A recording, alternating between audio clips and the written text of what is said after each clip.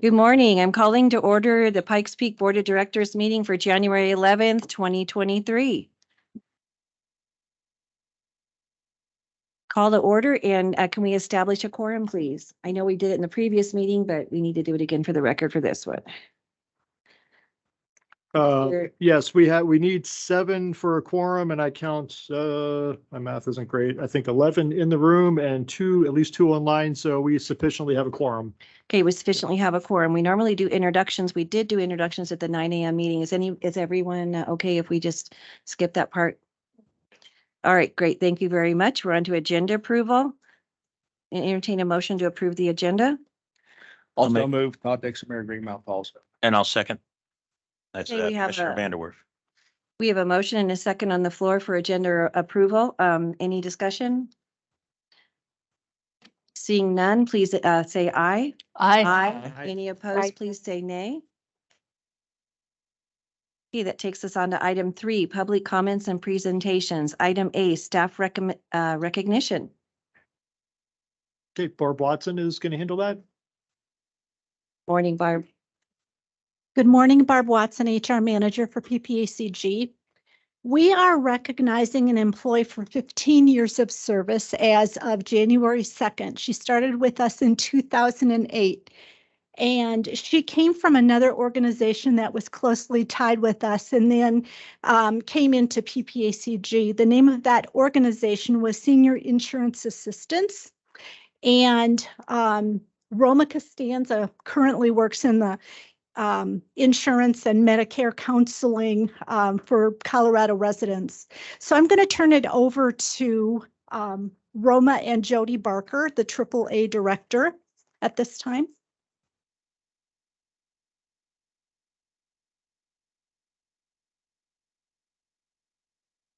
Good morning, Board of Directors. It is an absolute honor to work with Roma. As you know, I've been director here for 3 years, but Roma and I are one of my members of staff that we go way, way back. And so it's an absolute privilege to be able to continue in both our careers working together. She serves as a Medicare trainer across the state, and there are only a couple of them. And so we're very honored to have her here serving not just the 3 counties under the Pikes Peak Area Council of Governments, but additional 6 counties down through the southern and central part of Colorado. So she has quite a large bandwidth to manage with Medicare and senior services. So just want to congratulate you on 15 years here, Roma, and thank you so much. I think there's we have a gift for you, and then they want a picture. So Congratulations. Where do you want us, Jared? Did Roma want to say anything? No. No. Okay. That's a very firm no. And well, congratulations and thank you for all your hard work.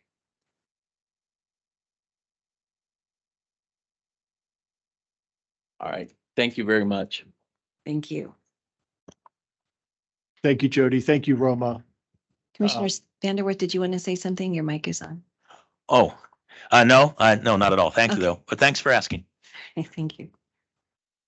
All right, that takes us on to item 3B, air quality update. Mr. Gunning. Okay, thank you. And actually, this is going to be given by Dina Wojtak. She's our air quality contractor. We've had the pleasure of contracting with since middle part, 3rd quarter of last year. Dina comes with a tremendous wealth of knowledge around air quality issues, especially around ozone. You've heard me talk about our ozone issues here in the past, and thought it would be really good to have our expert come and kind of brief you on where we are, some of the challenges that we're facing. And what I'd like to do is maybe come back in February. Dean is going to kind of give you the lay of the land of some of the challenges we're facing, given readings over the past couple of summers, and would like to break this into maybe a 2-part conversation where in February, we can come back. I can brief you on some of the strategies that we're talking about with our air quality technical committee and some other conversations on what we can do about the ozone that we do generate within our region. But Dina's got some really important stuff that we wanted to present to the board today to kind of get that conversation started. So with that, Dina. Oh, sorry, center right. Sorry. Thank you. All right. Thank you, Andy, for the introduction. And thank you for allowing me to be here today. My name's Dina Wojtak. I'm with Two Roads Environmental, and this is a topic that's near and dear to my heart because I was born and raised in Colorado Springs, and I've spent the bulk of my career, almost 30 years, dealing with air quality in Colorado. So that, I thought I would run this, and I'm not running this. Right.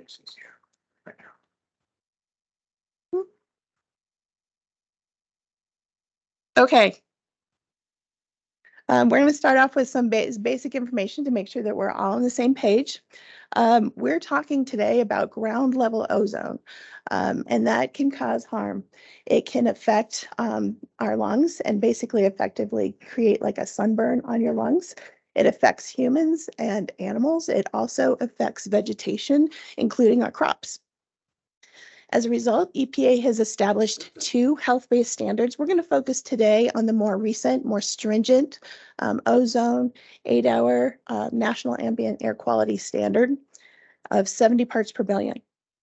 Ozone is formed in the atmosphere, so it's kind of unique. It's not directly emitted out of a tailpipe or out of a smokestack. It actually is emitted as a result of 2 other pollutants that come together and react in the atmosphere. Those 2 other pollutants are volatile organic compounds. They come from like solvents and coatings, as well as nitrogen oxides, and that's a byproduct of combustion. Those 2 pollutants come together in the atmosphere in the presence of sunlight, which drives that chemical reaction in the atmosphere. Madam Chair, could I ask one question? I'm sorry. Oh, that's fine. Dina, thanks. This is going to be fascinating. Just as a little background for myself and others, we naturally have ozone, though, right? If there were no cars and there were no factories, there would be a certain level of ozone present. Is that right? There is a background level, and then Okay. up in the upper atmosphere, there's ozone up there, and that's where it's good. That's down here, it's bad. So would there be none at surface level without industrialization? No, there would be some. Okay, so this is like a lot of other things where there's a normal amount present. In fact, the whole system might crash. We might all die if it wasn't there. It's just, it has to be it's naturally or typically within a certain range. Is that correct? Again, it's a reaction that relates to how many volatile organic compounds are in the atmosphere, as well as nitrogen oxides. Those can be naturally occurring without any man-made emissions, Mhm. and you can't have ozone as a result of, without any other man-made emissions. Okay. Normal is, I can't really necessarily agree with normal because normal has been all over the place. I'm trying to think of the example, but there are certain things that people think of as bad, like stress hormones. There's an example for you. Without it, you would die. But we typically think of them as horrible, as bad, because the way we live today, they're typically high. But I'm just trying to set that base that, hey, this is a normal thing. It's just there can be too much of it. So thanks, you've cleared that up.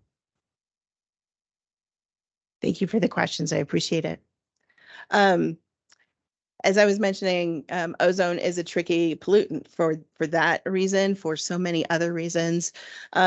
Meteorology plays a big role in ozone formation in that, we live along the Front Range, we love the mountains, but a lot of times you get air mass or air movement, whether it's coming in from the plains, it can bank it right along the Front Range, and it can keep those precursor pollutants in that same area. They're not being diffused and blown out. And in the presence of sunlight, they just continue to make ozone. You also get the turbulent mixing along with the Front Range, and that can bring the good ozone that's way up high down low. And so we can be dealing with that as well. Climate plays a role in that. As we get drier years, warmer years, we're not seeing as much moisture in the air that would drive the creation of clouds that come over the mountains. We used to see the afternoon thunderstorms in the summertime. that we're not seeing as much in more recent years. Those clouds obscure the sunlight and therefore stops driving that chemical reaction. So there's a whole lot of things at play when you talk about how ozone is formed and why it's here. I want to highlight the fact that an exceedance of an 8-hour value is not necessarily a violation. So when we talk about ozone, we are looking at 8-hour blocks of time throughout the day, throughout the entire year. You tend to see, again, higher ozone values in the summertime because we have longer days, more sunlight driving that chemical reaction. A violation occurs when you look at, I should have backed up and said that when we look at ozone, we're talking about the fourth highest value, fourth highest 8-hour block of time where you saw ozone levels at each monitor. You then take that fourth highest value or fourth max value, and you look at what those fourth max values were at the monitor over the previous 3 years to derive a 3-year average. That 3-year average is what you compare to those standards. When we talk about the 2015 ozone standard, you're also talking about an attainment date that EPA has set in 2024. Because that date falls right smack in the middle of the summertime, EPA it has indicated that they will use the previous 3 full data years. So that's 2021 through 2023. So 2023 is going to be a critical year. Dennis, we have a question. Yes. And so the EPA standards here of 70 ppb, that's kind of a good standard. Is that what you're saying? That's a health-based standard. So they're saying it's protective of health if you are below 70 parts per billion. Got it. Thanks. Okay.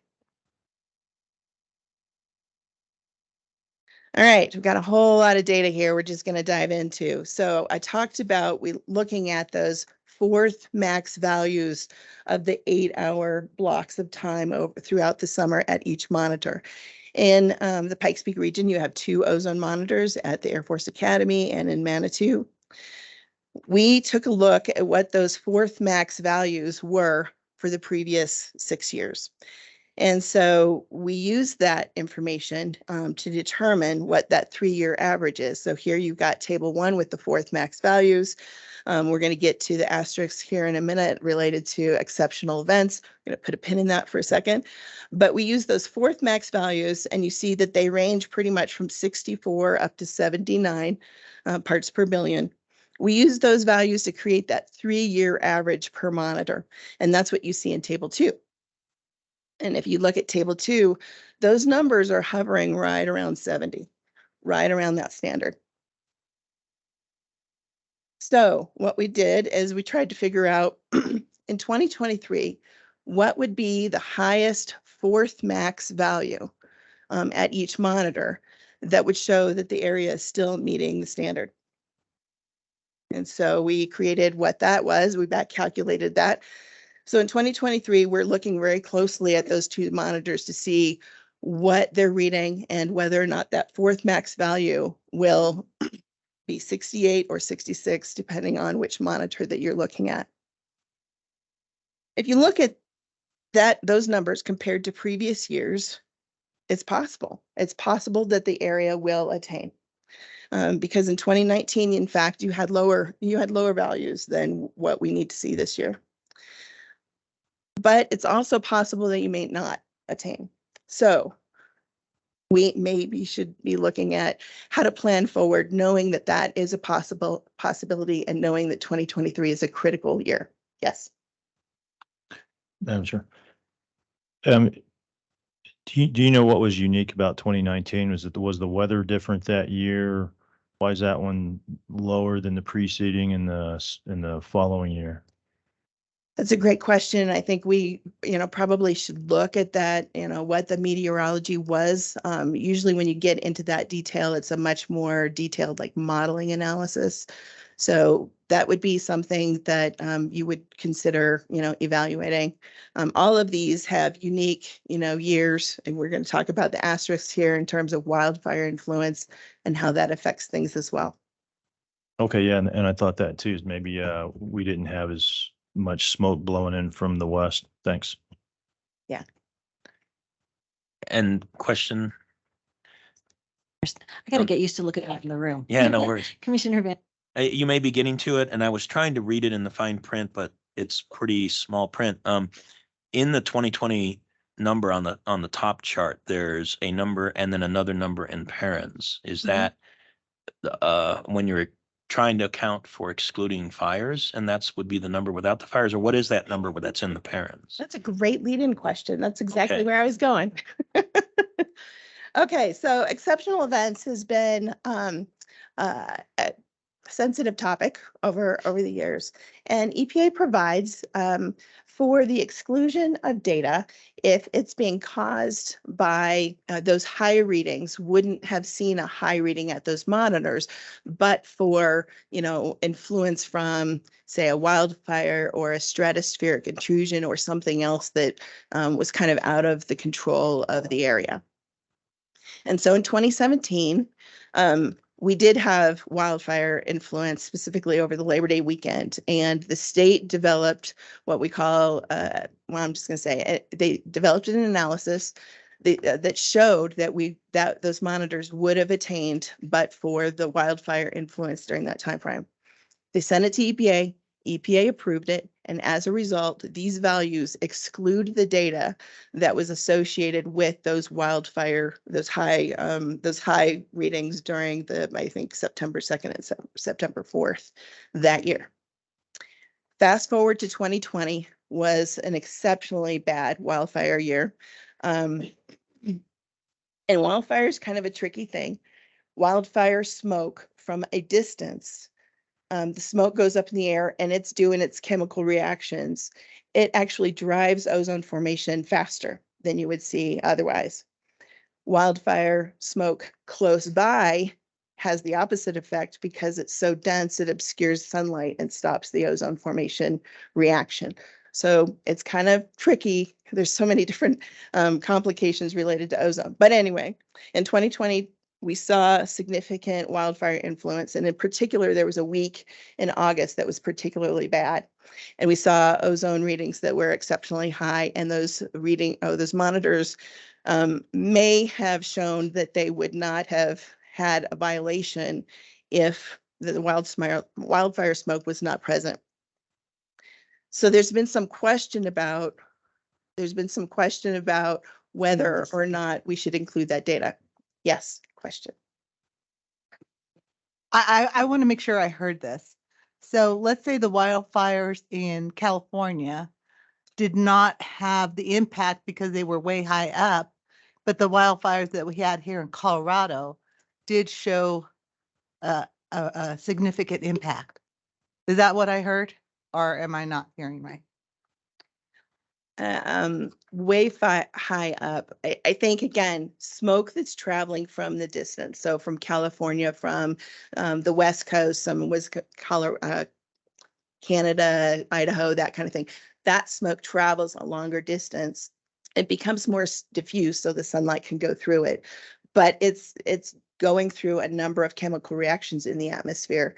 And when that comes to this area, and often we see airflow that comes over the mountains and down into them where the monitors are sitting, that can influence and drive higher ozone levels. Does that answer your question?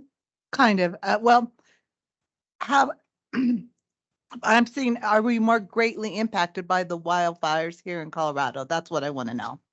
Just because there's more sunlight by the time it gets from California to here or Idaho to here. Are we more impacted just because it's in Colorado and there's more density and therefore less sun? And maybe I'm just not understanding the science. It's related to how the wind is blowing and the direction the wind is blowing. So it's really highly dependent on weather and meteorology. So 1 year, Colorado Springs, these monitors could be seeing much higher levels from this, fires from roughly the same place than perhaps the following year where they had maybe fires again, because I know there were repeat of fires in certain areas. But if the wind wasn't blowing right to blow it towards the monitors, you're not necessarily being influenced worse in that year where say the wind is blowing the smoke somewhere else. And another question from over here. So just doing a little bit of the math, and I know it's not always that wise to do math in a public forum, but so I'm looking at on the right-hand side, the 2023. I think you're suggesting that, say, for example, for the U.S. Air Force Academy, it must be 68 in order for the average of the 3 years to even out to a total of 70. Is that correct? Yes, except that there's a special treatment of that standard in that 70.9 is still meeting the federal standard. So you're really looking at 71, anything at 71 and higher. Okay. And is that 68 being calculated for the academy? That would be counting 2021, 2022, and 2023 to get to your 3-year average. And it would really be, like you said, 70.9. Yes. So what the 68 is saying is that that's the number that sensor has to show for a fourth max daily 8-hour average in order to stay at under 71. Yes. Okay. Yes. All right. So we're going to be watching those fourth maxes very closely. All right. Okay. So again, it's possible, but there are a number of years that show that the fourth max values were higher. Now, So, we also have a lot of forest fires in 2021? I think there have been a number of fires, but there wasn't as monitors were reading high already. And so that just made it worse. It didn't necessarily make it cause it to have that fourth max exceedance. Yeah. I guess I'm just going to continue to express my concern is that, I mean, strictly from a health perspective, ozone is not healthy. So we all understand that. Yeah.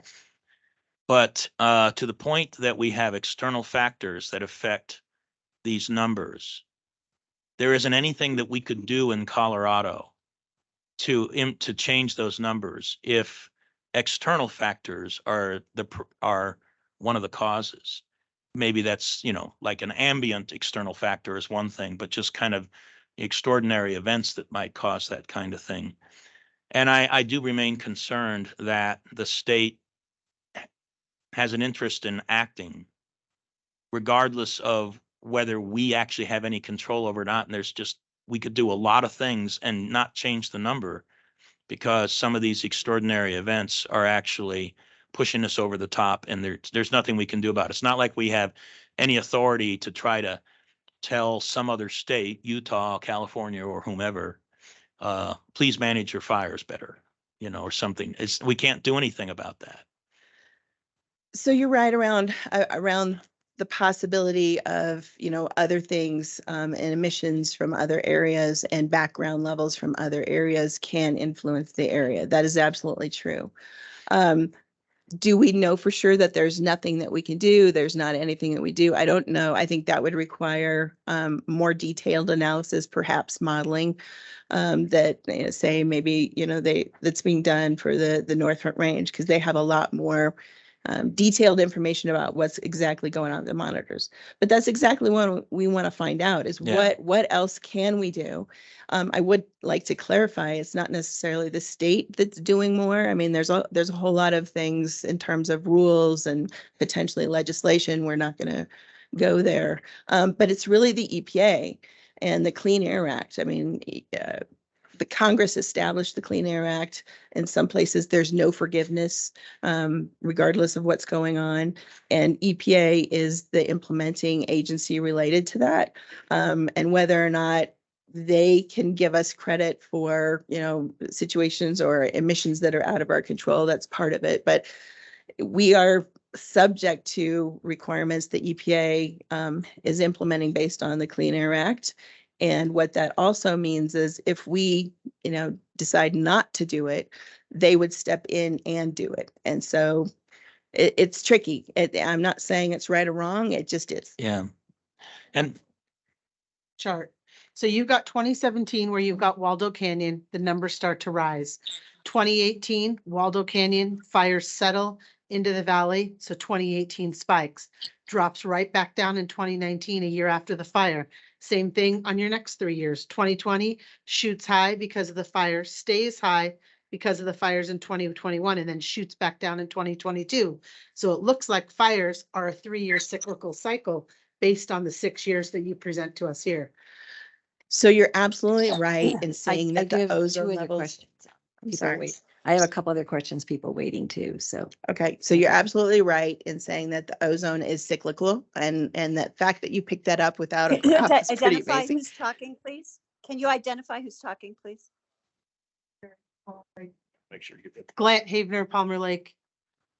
I mean, that 6 years is evident just by looking at your chart. Ozone was cyclical even before the wildfire influence that we started seeing in more recent years. So I will say that, and a lot of it is meteorology. 2019, it'd be interesting to go back. Did you have a lot of thunderstorms in the afternoon during the summertime that has obscured the sunlight and therefore stopped those reactions? That could be, but there's a whole lot of variables that could cause, could be the reason why those values are changing. Based on 3-year cycles, it's the same over 6 years. Yes, it is definitely cyclical. Okay, we do have a question online from Nancy Hingham, and then we have a question from Commissioner Williams. And Mr. Vanderworth, were you having another comment? Your mic is still on. Well, I did have another question. I was just standing by. Okay, so after Commissioner Williams. Okay, Yeah. thank you. Who's going first? Commissioner Nancy, Williams, or- please. Thank you.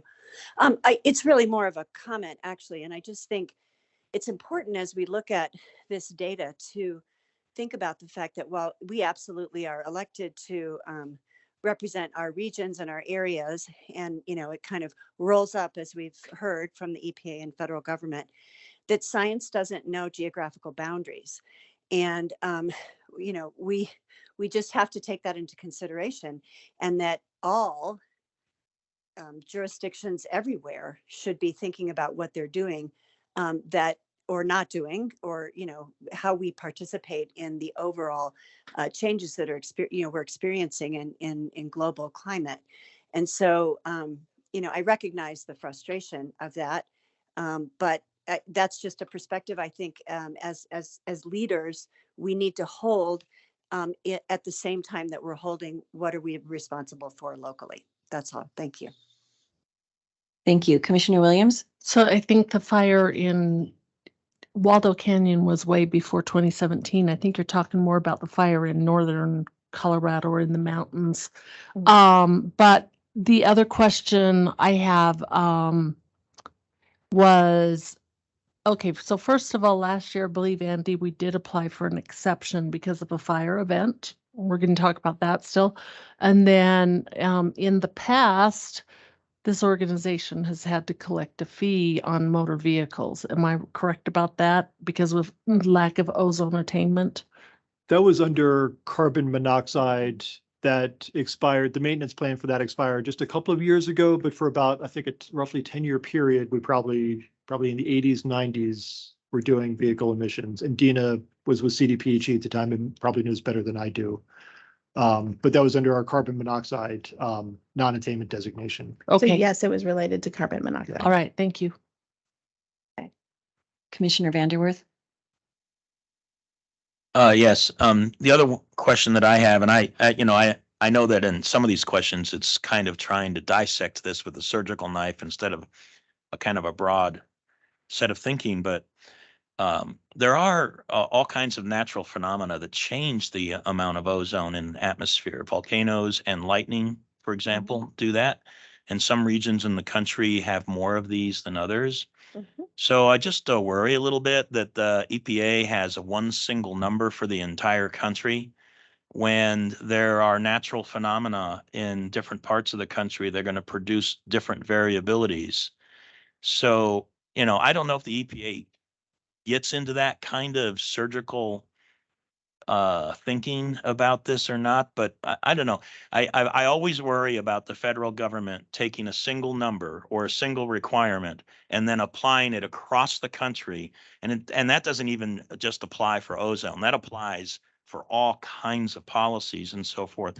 And I worry that it forces some communities to spend more money to respond to whatever that challenge is, and other communities don't have to invest so much because they have a different, say in this case, a different lower natural ozone level. So I think it can produce these other secondary effects of inconsistent investment requirements. Now, I don't know where we stand on that spectrum, but I worry about that. And I just don't know where it is. So, we have a lot of lightning here and a lot of storms. I don't know if that rises to a measurable level or not, but I worry about just one single number, 70, being applied across the country. I don't know if you can comment to that or not. It's a great point. Had many conversations with EPA and others about this, and the response I always get is when they set that standard, it's a health-based standard. It's not it's being protective of public health. It's not taking into consideration what happens in one region versus another, or, what they can even do about it. It just is a health-based standard, and that's how those committees act when they're reviewing those health-based standards and considering whether or not to maintain them or lower them. Well, a couple of things I would suggest, I know in the interest of time, to keep things moving along, maybe we could jump ahead to you've got the slide, a couple of pie charts that do get to where the background ozone, what the numbers, proportions are generated, what the sources are based on EPA modeling. But I'll remind the board and commissioner that we did point out, we applied for an exceptional events request. We submitted that to CDPAG first quarter of last year, I think, for the 2020 wildfire events, and we haven't heard back yet. And there's a reason for that, I think, given we don't know which 3-year timeframe EPA is going to look at. Most likely it's going to be 2021 through 2023. So therefore, the 2020 request that we made last year may not be relevant anymore. So that's still out there. But in that letter that we sent to the governor, actually to make that request, we did point out that the Western Governors Association has adopted language to take that very issue into account, that all the Western states are dealing with high rates of background ozone and higher rates of wildfire influence than other parts of the country. And we should somehow take that into account. But that's going to be a really difficult conversation to have. But I will say that we're digging into some of these issues that we can maybe start bringing up from a policy perspective, but also looking at some local measures, local regional measures that we can undertake in transportation, like voluntary trip reduction and things of that nature, where we can try to control what it is we do generate within our region. Yeah. Commissioner Stone. Yeah, thank you, Madam Chair. Just two real quick things in appreciation of the time here. First off is, of course, I don't want to kill the messenger. This is from the EPA. So as much as, I think the challenge that people have towards you is obviously, it's not misdirected, but it's channeling through you to those who are setting these.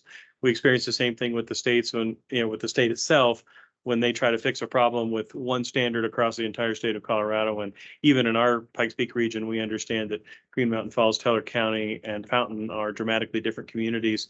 So it's not going to work. But, the thing I just remind everybody on this is that our opportunities to speak with our federal representation is that's where this is going to lie. And that's where we get the flexibility is with Congress, with our senators, with those who are driving the legislation that created this. That's all. Thank you. Thank you. I think what Andy suggested, if we could jump ahead, maybe. Again, exceptional events, the state may not pursue that because it doesn't make a difference in the 2021 through 2023 3-year average, because that 2020 data falls out of that equation. There's a list of regional efforts that are already ongoing to address ozone. I'm going to skip that. So when we talked about other what else can we do? Where should we, focus on? How do we address this? We looked at what data was out there available for these two monitors. So fortunately for you, you're already attaining, right? So that's good. There's a possibility that you aren't, but in the near future. However, what that means is there's not a lot of data out there for these monitors because they haven't been historically, a problem. So what we did is we found some analysis EPA had done. They'd done modeling back in 2017 using data from 2013. So it's already pretty dated. And it's coarse modeling, which means it's very generalized. It doesn't have specifics what's going on specifically in this region. But what it told us, first of all, is they predicted that these two monitors were going to attain in 2023. Which kind of aligns with the possibility that, we could see, good lower ozone levels this year, such that we have a 3-year average that shows that we are meeting the federal standard. What it also shows, and I'm going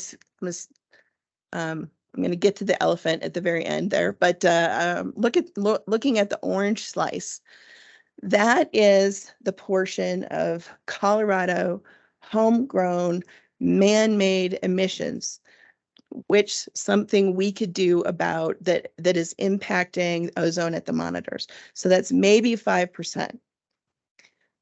Could you read those numbers out loud, please, for people who may not have access to seeing the slide? Okay. What you see in the slide are actual concentrations. Okay, so those are not I just said the orange slices in these two slides are approximately 5% of what they were predicting you were going to meet in 2023. So the orange slice on the top left, 4.47 parts per billion, that it equates to maybe, again, 5%, and the 5% of what the total ozone was projected to be. And again, that's Colorado, homegrown, human-caused emissions. So it's not the lightning, and it's not the soils or volcanoes or anything else. In Manitou is even less impacted by Colorado homegrown man-made emissions.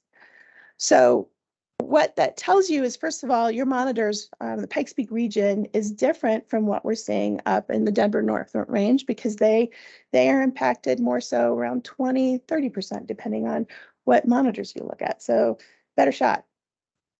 But the big part of the pie is telling you those are coming from initial and boundary conditions. So that's exactly what you were talking about. That's the background emissions that's either already here or being transported in from elsewhere. Big part of the pie, for those who don't have access to the chart, is over 50%. Those are percent respectively. It's almost 80%. So Okay. that's 50. Those are parts per billion. So to get the percentage, you just divide the numbers that are in the chart by the numbers in the lower left corner of what they were predicting for 2023. Now there's a couple of other wedges in there. There's a gray wedge and a yellow wedge. The gray wedge is coming from wildfires or meteorologic conditions that cause ozone to, the good ozone to come down locally. The yellow is coming in from other states and tribes.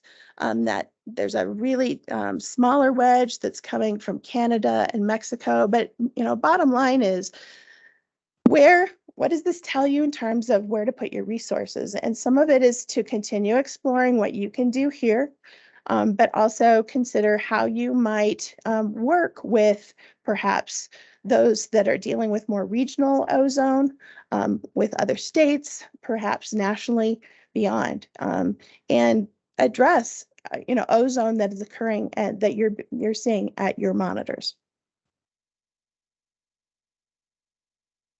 So your take home today is really that the Pikes Peak region may or may not meet the federal standards, and we'll know more in the summer of 2023. Pursuit of exceptional events for 2020 fires may not make a difference because, again, that 2020 data falls out of the 3-year average. Pikes Peak region ozone levels appear to be dependent upon contributions beyond Colorado's control. And the Pikes Peak region is actively working to address ozone via some of those activities I wasn't able to talk about. So with that, we've already had a lot of discussion, but I'm sure there's going to be lots more discussion. So we can either do that today, we can come back to it. And what I would suggest again, Madam Chair, is that we'll bring this back in February because we're having a lot of conversations. We've got the Air Quality Technical Committee that's digging into this. We're actually part of what's called the EPA's Ozone Advance Plan program, where we had to submit a plan to them a couple of years ago. I think it was early 2021 when we signed up with that EPA planning process for regions just like ours that still meet the standard but are very close to the federal standard. So your Air Quality Committee members are digging into measures that we're already undertaking and other things we could do within the short term and medium and longer term as well. So I'd like to bring that back to the board in February. We're having some other offline conversations with some other key stakeholders like the chamber and CSU and the city and the county to dig into this further and look at some of the policy implications and what are other things we can really collaborate on. Because as Dina mentioned, I mean, this is going to be a really key year for us this year. So there may be some small wins that we could start to really try to achieve with better marketing and outreach and let residents and businesses know what are some of the smaller steps that they can take to reduce emissions. Hopefully at the end of the day, the weather cooperates and we don't have a bad wildfire season. Could have a good summer, but I think at least if we're showing that we're putting our best foot forward within reason, that is going to help a little bit in working with the state and working with EPA. So what I'd like to do is bring that portion of the conversation back to the board in February. Is there a way to have the slides sent out so that people can kind of review them a little bit? Absolutely. We'll get the slides out. I'll send them out today.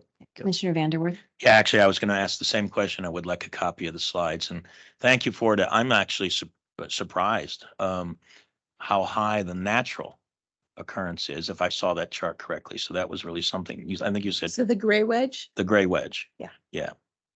That's really a big contributor. You said something like 80%. Well, no, so The background. there was the biggest part of the pie was 80%, and that's initial and boundary conditions. So that's where what they know about the atmosphere, what they know about the concentrations at the time, and how they're predicting that's going to change over time. So there's a lot of assumptions and art going into that modeling effort. But yeah, it's significant. Thank you. Thank you. Can I ask? Oh, go Yes. ahead. Mine is real quick. I don't know who's first. Okay, Mayor Havenar. Let's see if she knows it. Trying to turn this on. There you go. Question for you, just something Stan said triggered it based on natural versus man-made. Where since 2019, there's several articles in Colorado that with the addition of how much cannabis is in Colorado, that is enabling and making the ozone growth. Do you consider that natural or is that man-made? Okay, so if it's in a building, we're going to call that man-made. It gets trickier when you're dealing with outdoor grows because that's like a typical normal season, and that I don't know that we have a great inventory about that, but I do know that the Air Division did work closely with the cannabis industry because there was some question about what they were contributing in terms of the VOCs because we smell them, we smell the plants. So that's the VOC part. What we found out, or what that effort found out, was that they didn't contribute much, which honestly was surprising to me, but that's what the finding was. There's several articles that state since 2019, a lot of the higher levels are due to the cannabis industry in Colorado. So are we taking that into account when they're offering us exceptions, or is that a cost that could be passed on to that industry? That emissions for those are not going to fall within the definition of exceptional events. Where that gets put into the inventory is another big question. In part because the feds, it's still illegal on a federal basis. And so it's really hard to have them account for something that they say is illegal. So where that fits into the emissions inventory, I'm not sure. I can go back and look. Thank you. That would be interesting. Yeah. Dave Johnson? Yeah, thanks, Madam Chair. Can you just remind me that okay, the standard is 70. Above that, we believe there are health consequences. What are those? Just in general, the first two or three? So it exacerbates breathing issues. So for folks that have like COPD or asthma or that kind of thing, it makes it worse. For healthy individuals, that's why they have usually campaigns on high ozone days to don't go out and exercise because it could cause health related issues in healthy individuals too. And then we had someone in front of council yesterday say that in Colorado Springs last year, there were 100 unhealthy days. Is that right? And that was that there was one of the council members argued about that. But I don't know that and that's you're true. related to the one that argued, Holly. I would have to go look at what is true for the Manitou and the Air Force Academy monitors. That may be true up in the Denver Metro North Front Range. And that's what we thought. Is that something that's easy for you to check and just let me know today? If we had 100 out of compliance days or unhealthy days. or We whatever have the meant. data on that. We can share that out. Okay. I've seen it recently. We had just a handful of unhealthy days that exceeded the standard this past summer. Just a handful. That's In my the summer. recollection. 30 some up in the Denver area, about 5 or less down here. Okay. But I'll track it down and get it out. So Probably it's not. also depends on, some people are, how do you define the unhealthy day? Whether an alert was issued because they think it might happen, and that's prospective looking, or do you want when the actual days No, were a unhealthy? day, yes, that. Okay. Yeah. Thank you. All right, obviously a passionate issue. Okay, if there's no further discussion, we'll move on to the next item. I'm not seeing Thank you any very hands. much. Thank you, Dana, very much. Nice to meet you. All right, that takes us to item 3C, public comments. Is there anyone in the audience that has any public comments, or do we have anyone online, or did we receive any emails? Unless there's anyone in the audience, but we don't have any emails or otherwise anyone online was indicated. 3, 2, 1. Okay, we're moving on to item 4, the consent agenda. These items will be acted upon a whole unless they are called up for discussion by a board member or a citizen wishing to address the board. What would the board like to do with the consent agenda items A, B, C, D, and E? If there is no discussion, I would move approval of the consent calendar. Second, Dave Donaldson. Okay, Commissioner Williams made a motion, Dave Donaldson seconded. Is there any discussion? Okay, seeing none, please vote aye. Aye. Any Aye. opposed, please vote nay. Okay, thank you very much. That takes us on to item 5, military installation reports. Do we have any military members online that would like to share something? Okay, looks like Colonel McLaughlin. Yes, I just want to make sure my microphone's working right now. Yes, we can hear you fine. Okay, thank you. And I really don't have too much of an update. I know at the last meeting I brought up the land swap out at Triever, and I believe that's being signed. It may be being signed as we speak. So thank you again for that. Other than that, we are heading into the new year. We're excited to be here and excited to keep working together. But that's all I have for today. Thank you. Thank you very much. Appreciate you being on here. And if Colonel Anderson possibly. Morning, this is Colonel Maya Anderson. Sorry for my voice. I'm a little bit sick. I've lost my voice. I'm going to be filling in for Colonel Brooke Reinhardt. She is retiring this week. So I'll be filling in until the summer, until her replacement comes in. Just a few updates from the Air Force Academy. Our cadets are back in session as of last week.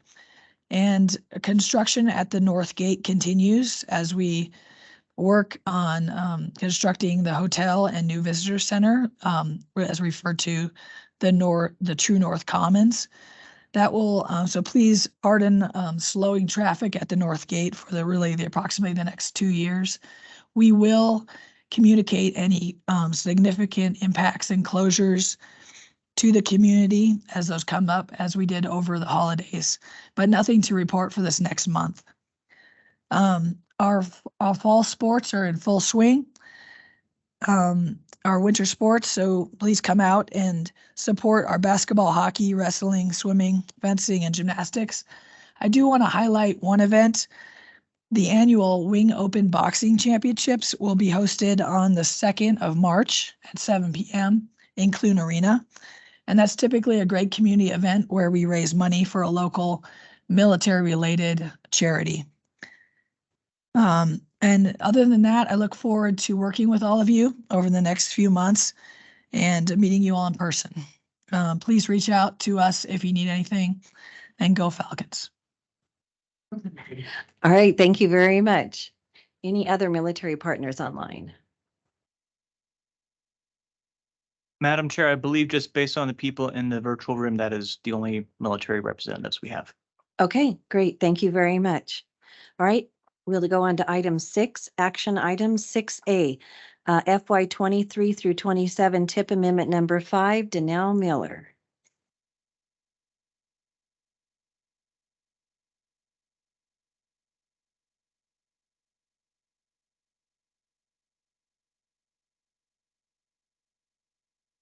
You.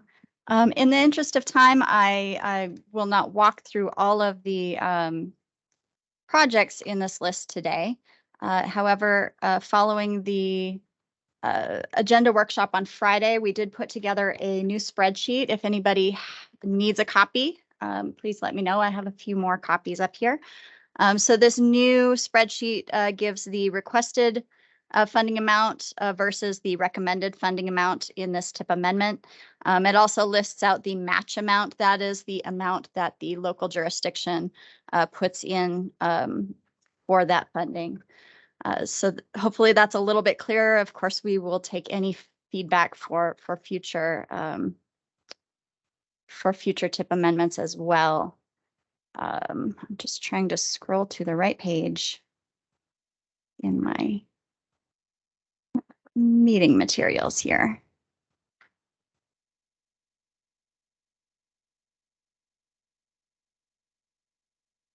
So today we have essentially 2 resolutions coming out of this memo. The first is to adopt these funding recommendations as part of our TIP, our Transportation Improvement Program.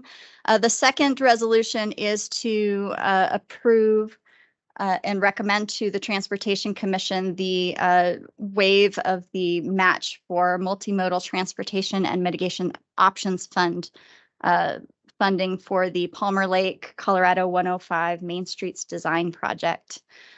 At this time, I'd like to ask the board members if you have specific questions about projects, if you'd like me to walk through anything else.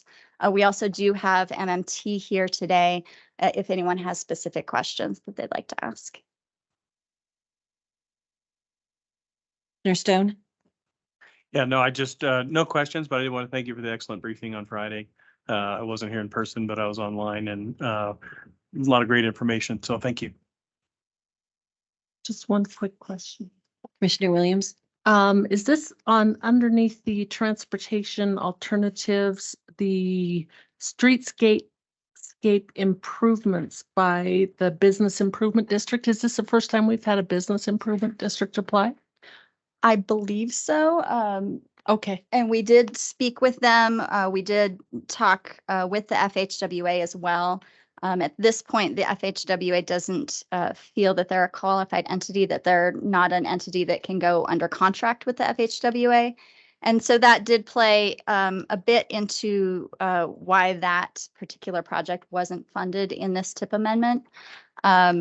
But we did talk with the Business Improvement District about potential other funding sources that they may be eligible for. Okay, that is interesting. That's so too. Thank you. If there are no further questions, I would move approval of the TIP amendment number 5 as encompassed with the spreadsheet here that is displayed. Okay, Commissioner Millions made a motion. Can we finish the motion and then come back for discussion? Sure. Or, okay, do we have a second? Do we have a motion and a second that we have discussion? Councilmember Donaldson? Yeah, Madam Chair, I think at the work session, we had some questions about, it was really MMT items on here. One was a hybrid bus, and I think there was a question about what is that? Is that truly a hybrid bus? Is it a battery bus? And then the final thing on here, it just says MMT vehicle purchase for $3 million, I think. And we had questions on does that consist of? So I think it'd be useful just to hear that before we vote. I'll step aside and let MMT take that. Great. If you could introduce yourself, please. Sure. Good morning, Chair, members of the board. My name is Lan Grell, Transit Administrator, currently acting Transit Services Manager. In response to the question, there are really a combination of a few different vehicles in there. The first one I'll address is the 2 hybrid buses. We were awarded 2 expansion, sorry about that. The 2 battery electric buses. We were awarded $1.6 million in MMOF funding last year. And we are basically seeking the other, because it requires 50-50 local match. So we're seeking the other 50% for the 2 battery electric buses in this application. Where is that on the chart? Is that the final one or the? It's the carbon reduction programs fund on the backside. Okay, so it's that one, those. Okay, so I got you now. The two BEBs. So it's Correct. battery electric bus, is that what that means? BEB? Correct. Okay. Battery electric buses. The remaining funding really will be funded through between the combination of different years and CRP funding sources.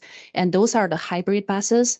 The BEB buses are, if you recall, MMT received our first round of BEB buses.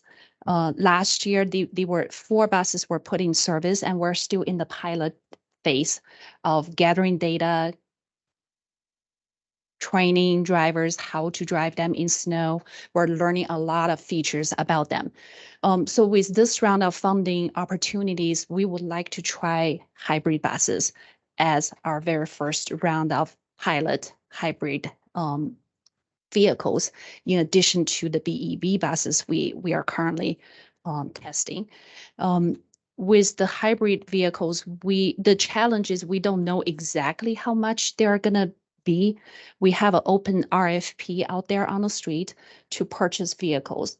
We don't know the final price. So what we put in the grant application is really a range. We are estimating between, again, depending on the final price, it could be 6, 8, 9, depending on the final RFP price. So we put up to 9 hybrid buses in the application.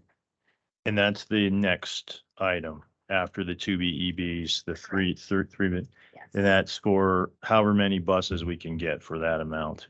And Yes.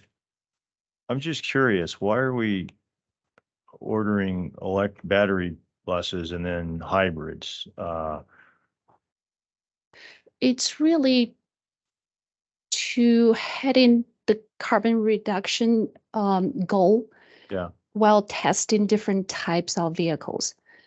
BEB buses are very new to Colorado Springs. We're learning a lot of features about them, from charger installation to their range to snow driving. So we're still in that pilot phase of gathering information. There are challenges that we're going through, but at the same time, we're also following transit industry trend, and we're getting a lot of feedback. We're learning a lot from other agencies that they're very happy about hybrid buses. You don't have the range concern. You are not worried about, do I need 2 battery electric buses to replace 1 diesel bus? While at the same time, they have the flexibility to turn off the diesel engine completely and run on battery when it works.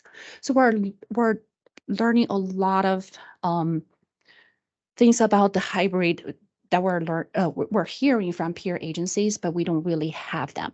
So we have 0 now, correct? We have 0. 0 correct. hybrids. And we have 4 battery? We currently have 4 battery, yes. Okay. So with these 2 battery electric funding, we will have 6 eventually. But we currently don't have any hybrid. So we thought hybrid might be a lower risk pilot program for us to test while heading in the carbon reduction goal Okay. In that direction. I know we're very early in this experiment. Are we kind of sensing that maybe the hybrid is a smarter way to go or more, what's the word, versatile? From the range perspective, I think it's a low risk pilot. At least we know it's a 1-to-1 replacement between hybrid and diesel. I think once we have these buses running, we'll learn more and we'll come back to the board and report more. And that 1-to-1 is just based on the price. Is that right? It's based on the price and based on how far the buses can run on a daily basis. Okay, thanks. Councilmember Avila. Hi, Lan. Thanks for your presentation or answering those questions. I've seen some movement and I'm really glad to move into the 21st century. So I just wanted to, it came up at the workshop that we weren't getting rid of our fuel, our gas buses. We were making sure that those went to the end of their life. And then we were instituting the electric buses as well as the hybrid buses. Is that a true statement? Yes, we're very excited about this funding opportunity and very excited to be able to utilize this and try something new. Right on. So I'm just super excited about it and hope that one day they'll all be electric. Thank you. Since you are requesting money from PPACG, I think we're going to all be very interested in some of the results of your study and please bringing them back to us either in written form or a report to the board. So, and Mayor LeKind? Yes, I get the hybrid 1-for-1 replacement with the electric buses that you're looking at today. Will you be looking at, is there a mechanism to, if they don't work out, due to the range considerations, weather, how they work through weather, what's the plan to recoup the money that would be approved for the purchase of these electric buses? Or would you just leave them dormant for, let's say, the winter months and only activate them during the summer? Currently, they are working. One challenge that we're currently facing is the charger installation because of the supply chain delay. But once we have all the chargers that we plan to install, we believe they will work. And it does take a lot of training, driver training, coordination. But we're confident they will work out, but it will take a while to truly understand how they operate. All right, thank you. Okay, great discussion. Any other questions? Thank you. Okay, seeing none, we do have a motion on the floor for approval of this item. No further discussion. Okay, those in favor, please indicate by saying aye. Aye. Any opposed? Nay. All right, thank you very much. Thank Item you. passes. That takes us on to item B, AAA carryover funding contingency approval request. Mr. Barker.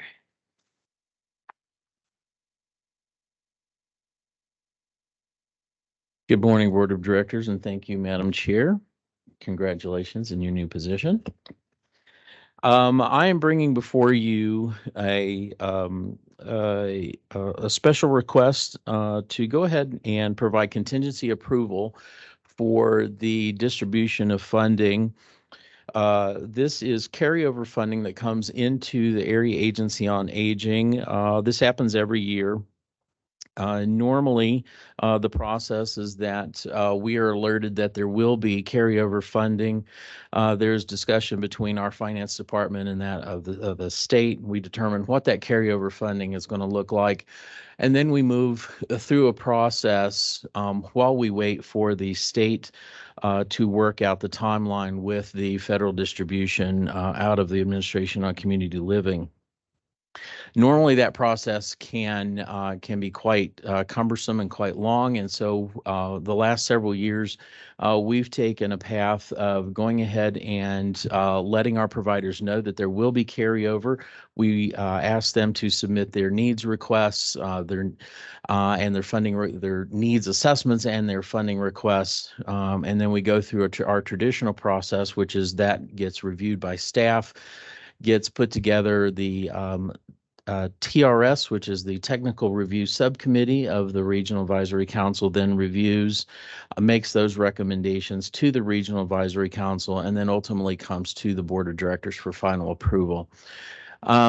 We've had some excitement in that the State Unit on Aging, which is our state level administrators, submitted a special request for spending pre-authorization to the state, and that was granted. So it's exciting, but it's caught us a little off guard because that puts us kind of mixes up the process. So what we're asking is that the TRS has already reviewed the staff recommendations for the funding distribution. And I can answer any questions about how that was figured, but the TRS is currently reviewing those. Our plan is then to submit those to the Regional Advisory Council on January 26th.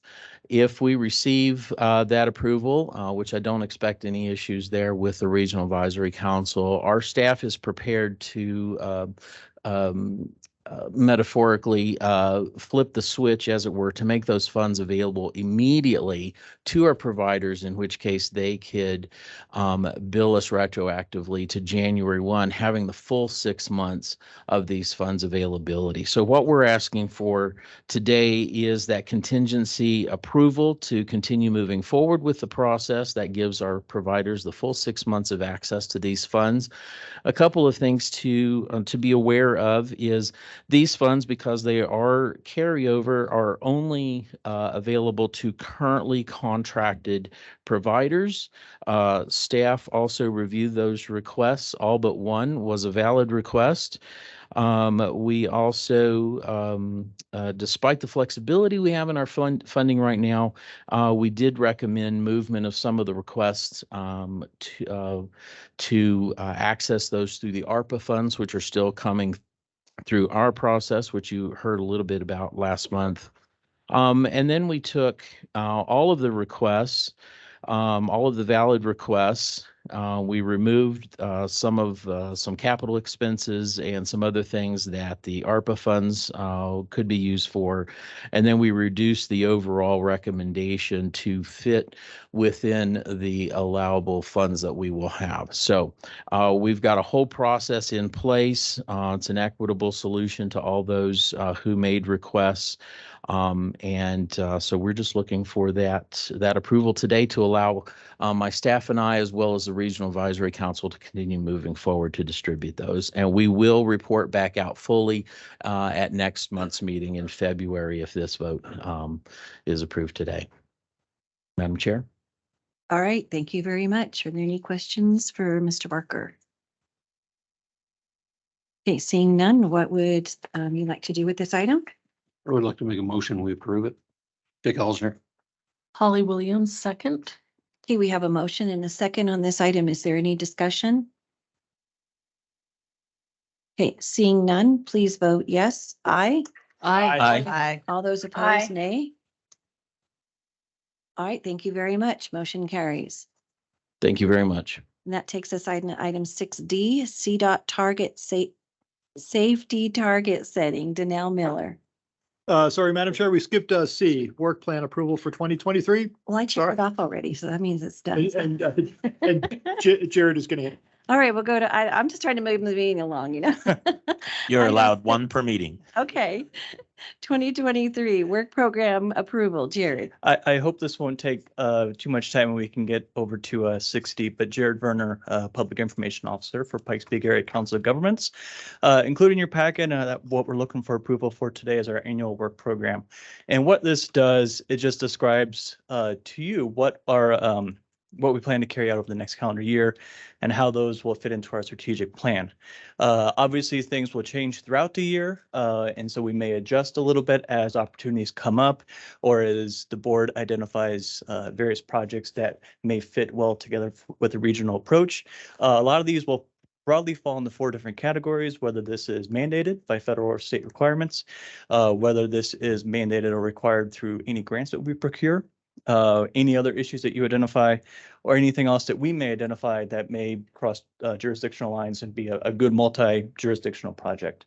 I'll highlight a couple projects, but they're all included in there. On page 77, we have the first section, which is major projects.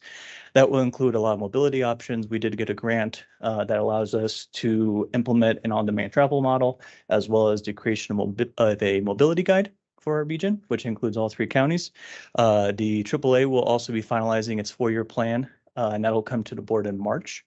Environmental planning, obviously, everyone heard earlier today the air quality discussion, so that's going to be a very big project for PPACG as we get ready as we roll in 2023.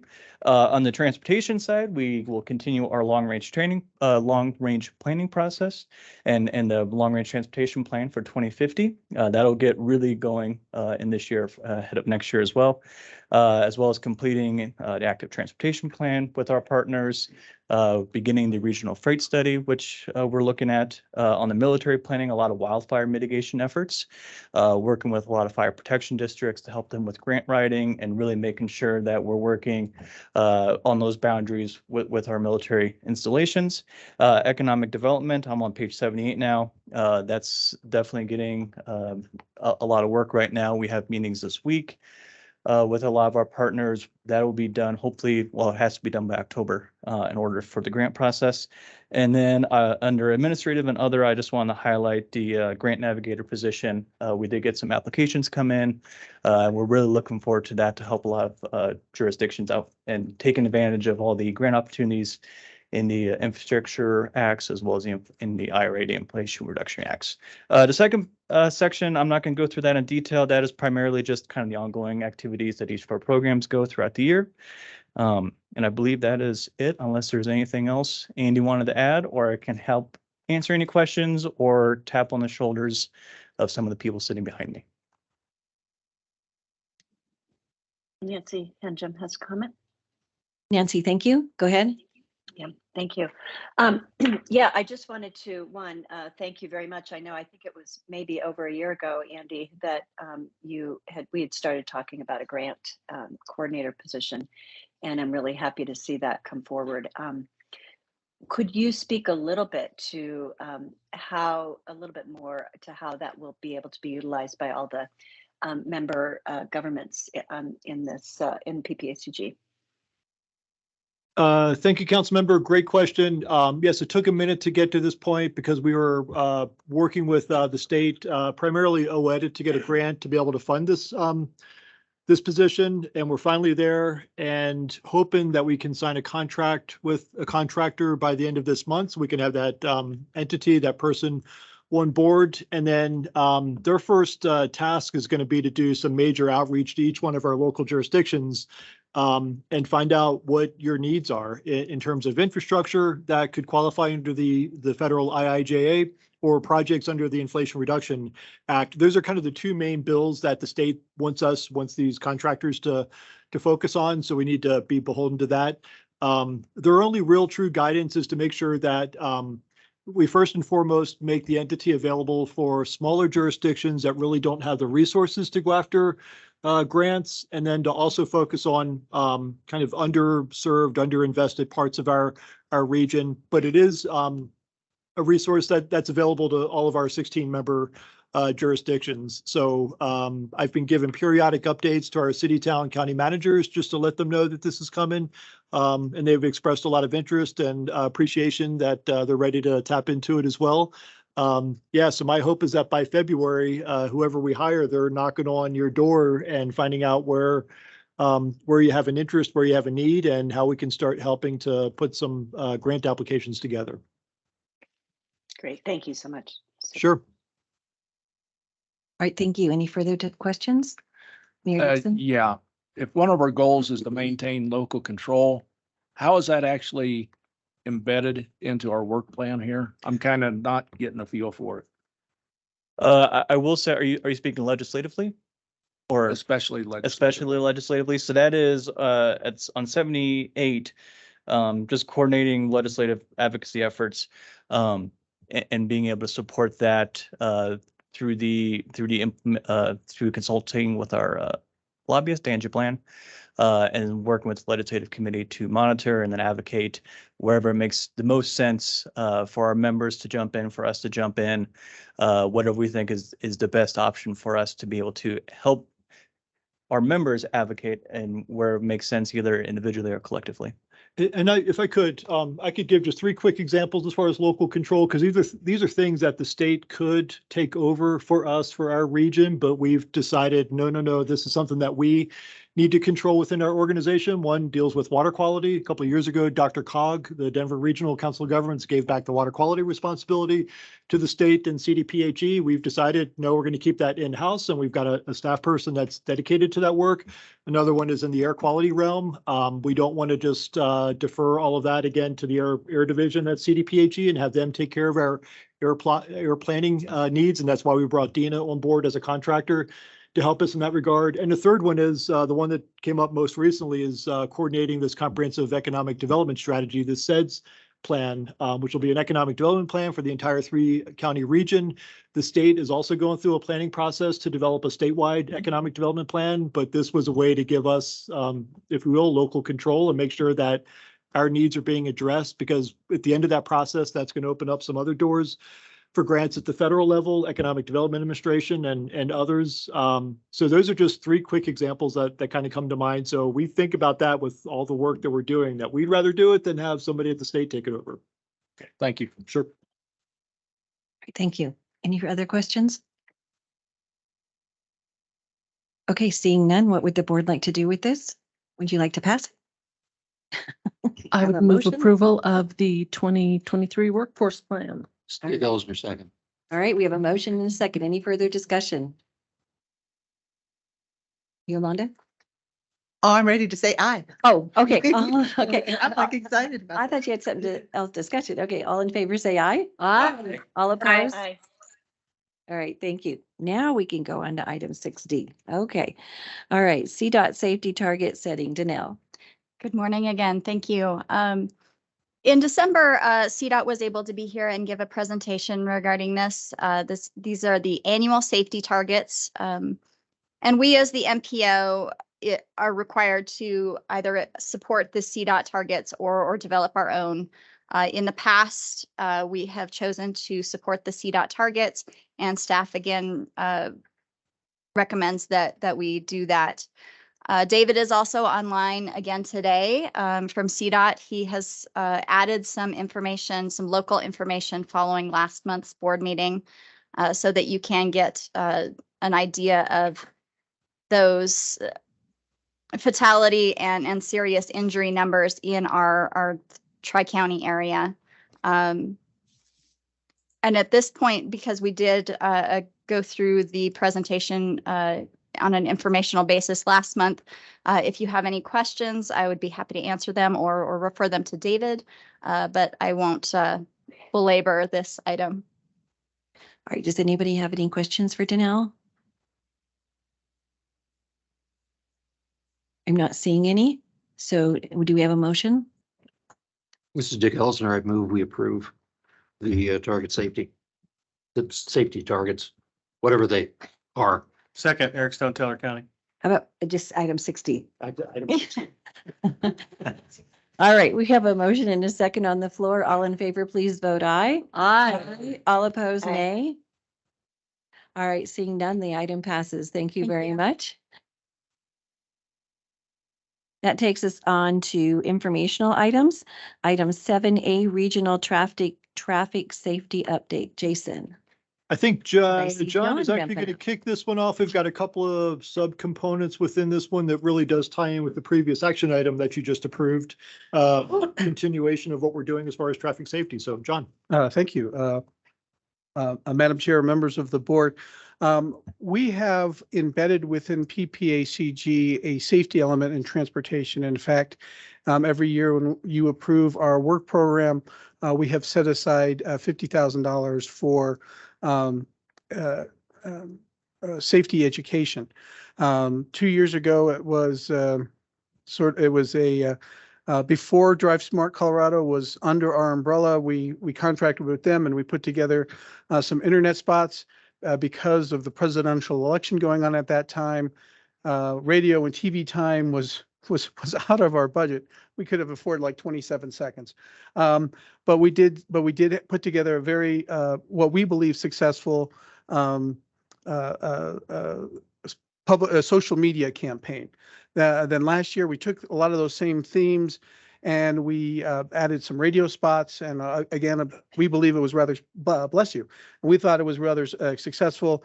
Again, and part of that was we were able to get some of the spots, I believe, out even in Park County. So we truly were regional in that effect. Moving forward, again, we're always with this mind that while we have Drive Smart as that not-for-profit arm, we still try to do things within PPACG, within transportation. So partnering with Drive Smart Colorado and El Paso County, our last thing was to put together a little bit of the next step with some video or television type ads that we're going to do. So John, why don't you come up? And so with this, and again, in the interest of time, I'm going to stop babbling. So John, if you could talk a little bit about the videos, and we'll show the videos, and then we'll have Jason come up and give you the briefing. And one quick, since I might not get the microphone back, Jason has given you all this briefing. Some of you are new board members, but Jason's given this briefing to the board. I think we skipped a year because of the pandemic or scheduling or whatever, but for the most part, for the last 3 years or so, he's come up and talked about what our numbers are here and what the trends are. So Jason will, after John's done and we've sort of moved through everything, Jason's going to come up and give you sort of the lay of the land of where we're at with safety within our region. And with that, again, I'll hand it over to John, and then Jason, and I don't think you'll see me again. Thank you, John. John Henry, Drive Smart, Colorado. It gives me great pleasure to bring forth Nancy Nelson and present a letter of thanks to Nancy. And I'm just going to read the text of this because I think it will spell it out pretty clearly. This is a letter of appreciation and thanks to Nancy Nelson, Channel and Audiovisual Team Lead for El Paso County's Communications Department, for her creativity and skills in producing 3 video traffic safety announcements for Drive Smart Colorado and the Pikes Peak Area Council of Governments. Nancy's talent in visualizing the final product and her deep experience in video production ensured the 3 announcements were unique and compelling. Her dedication to the project included her willingness to work after hours, shooting video at sunset when the light was most advantageous, and on her lunch break when access was granted to a Colorado Springs Fire Department EMS truck because the demand for service was typically lower at that hour.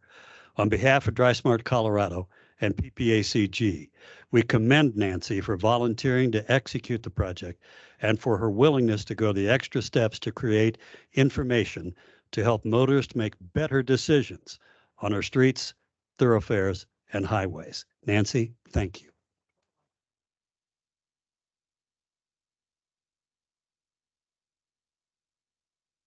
Anything to say? Speech. Well, I am a production person. I'm usually on the other side of this. So it's I don't know what to say. It's what I do. I'm very happy to have helped out with this.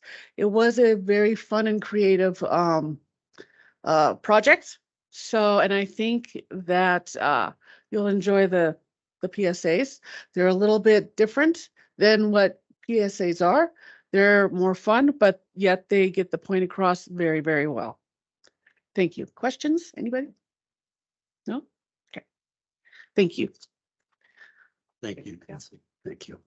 As Nancy said, these were very much intended to break through the clutter. When one goes about creating these kinds of communications, the key objective is not to stand in the crowd and create Me Too kinds of communications. That really does not move the needle.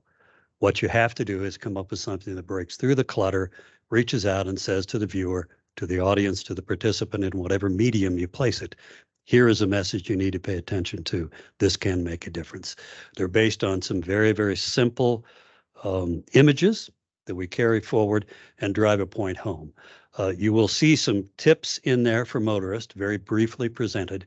Those came about as a result of some focus group work we had done with our partners in law enforcement, bringing in Fountain Police Department, a key player, El Paso County Sheriff's Office, Colorado Springs Police Department, and the State Patrol. So with that, Jared, we're going to have 3 announcements for you, a few seconds between them, and then I can take any questions you have afterwards, and we can talk about placement and presentation and those kinds of pieces. With that, Jared, over to you, sir. Thank you. You'll know when you're standing there and everybody is looking at you and the damage you've caused. It wasn't worth it. You had options. Drive smart, Colorado. You'll know when they exchange your clothes for a jail uniform. It wasn't worth it. You had options. Drive smart, Colorado. When they close the ambulance door and transport you, you'll know it wasn't worth it. You had options. Drive smart, Colorado.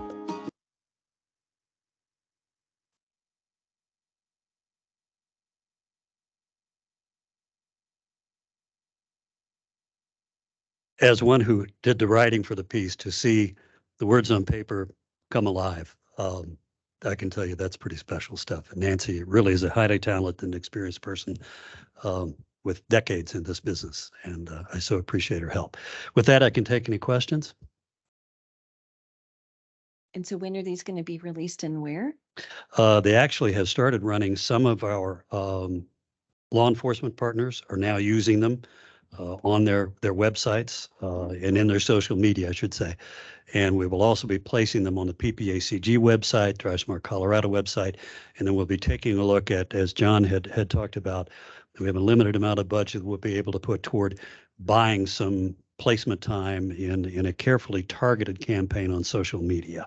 We'll be going to school on the shots established by the preceding campaign, where there was a very specific target identified and used to purchase placements in social media, and we'll be carrying that formula forward to place these particular messages.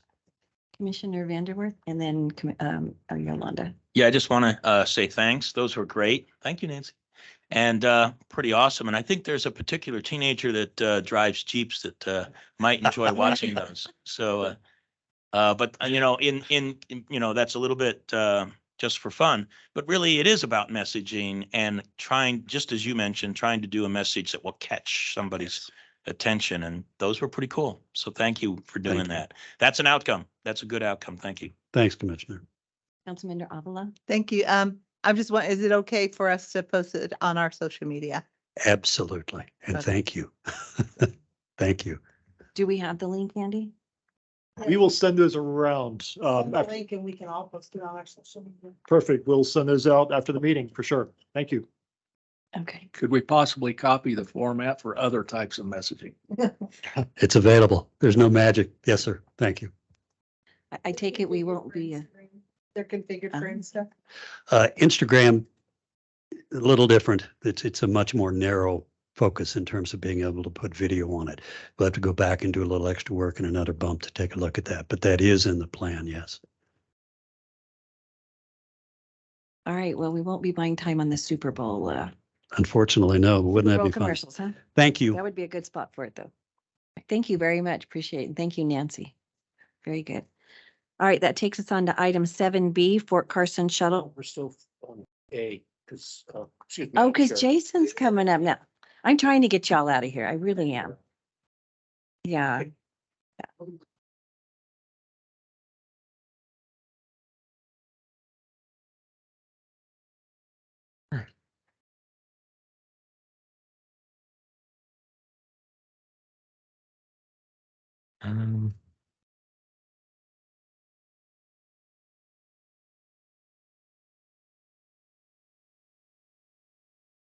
Okay.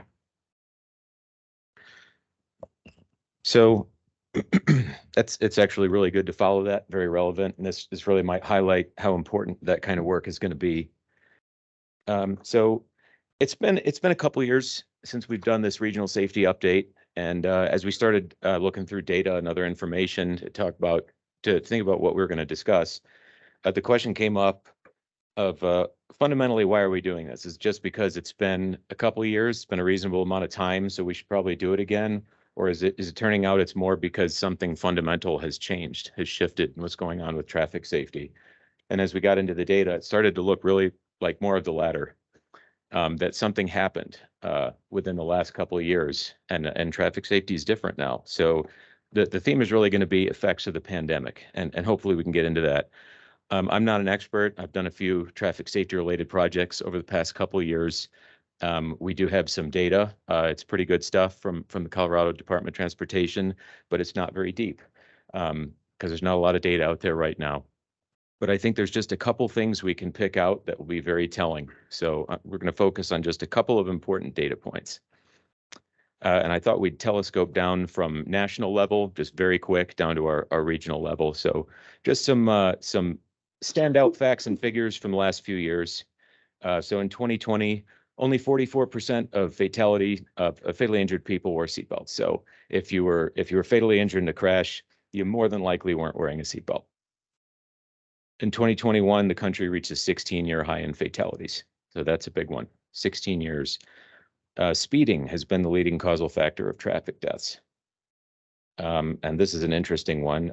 Drivers had drugs or alcohol in their systems in over half of serious crashes, and THC was more prevalent than alcohol. And so the studies haven't been able to necessarily make a direct connection, but that prevalence was there. There was a serious crash, THC was in their system, and it was more prevalent than alcohol. So that was a little bit of a surprise. And crash data has been lagging further behind. So typically there's a little bit of a lag because crash data has to work its way up from law enforcement reports, has to get processed. You know, in Colorado, it goes to Department of Revenue, then comes back to us through the Department of Transportation. So there's always a year and a half lag. But recently that lag has gotten longer. So there's a lot of sources, government sources, independent sources, media, whose most recent traffic data is from 2019 or even 2018. So that's kind of a new development. Specifically since 2020, some highlights, and we've got some weird stuff in here. There's been a notable increase in extreme speeding. So law enforcement reporting people speeding over 100 miles per hour. And I don't have it on here, but it also, there's another category. There's been a big jump in speeds in excess of 120, 130 miles per hour, and not just in rural areas. In a lot of places that's in town, it's in the city. There's been a big uptick in what used to be called aggressive driving. I believe it's called competitive driving now by law enforcement. Big increase in drugged driving and other risk-taking behavior specifically. So an important note, something did happen in 2020. So a lot of this risk-taking behavior did change and jump up dramatically starting in 2020. And you might think that with a little bit of distance from that year, a couple of years go by, that it was a distinctive event, those trends would fade, but they're not. They're not going away. And a lot of experts think now that we can expect them to be ongoing unless we figure them out and develop some effective interventions. And some of them are continuing to get worse. They're accelerating. So it happened all of a sudden, but they're not going away. And it possibly represents really a profound reversal of decades of progress in bringing down national crash rates. It's too early to say this for sure, but people are starting to say it. I have a little note here. So it's not really an apples to apples backward slide or regression in the sense that the reasons are different. So the gains we've made in traffic safety over the past few decades nationally have been from road safety engineering, vehicle safety improvements, education, a variety of things. But what's happening the last few years is that behavior is getting so bad that it's eating up the gains that we've made in other ways. So that's a significant point. And there are even psychologists now who are looking at this that are suggesting that drivers are actually processing information and emotion differently from the way they used to. So if they're right, that's a really profound change.